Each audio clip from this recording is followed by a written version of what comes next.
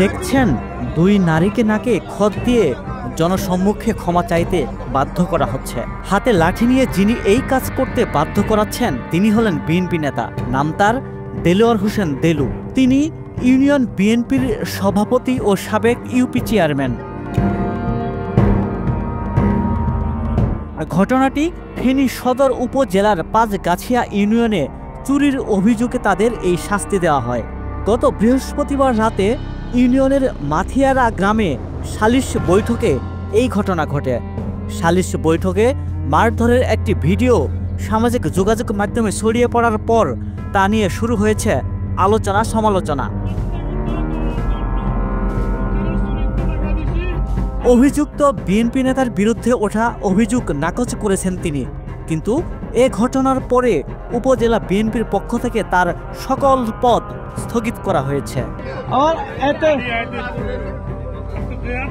Viral ভিডিওতে দেখা যায় দেলোয়ার হোসেন দেলু লাঠি হাতে দাঁড়িয়ে আছেন। এ সময় দুই কিশোরের মা নাকে খত দিয়ে ক্ষমা চাইছেন। ভিডিওর অন্য অংশে দেখা যায় কিশোরদের লাঠি দিয়ে আঘাত করা হচ্ছে।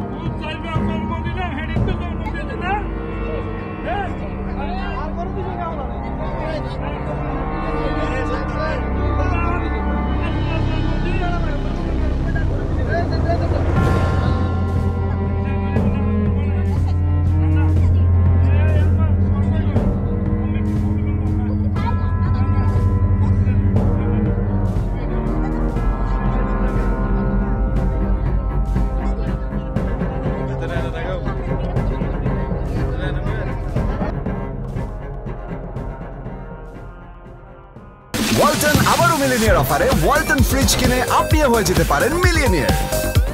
মিলিনিয়ার ছড়াছড়ি দেশ জুড়ে, এটা শুধু ওয়ালটনই পারে।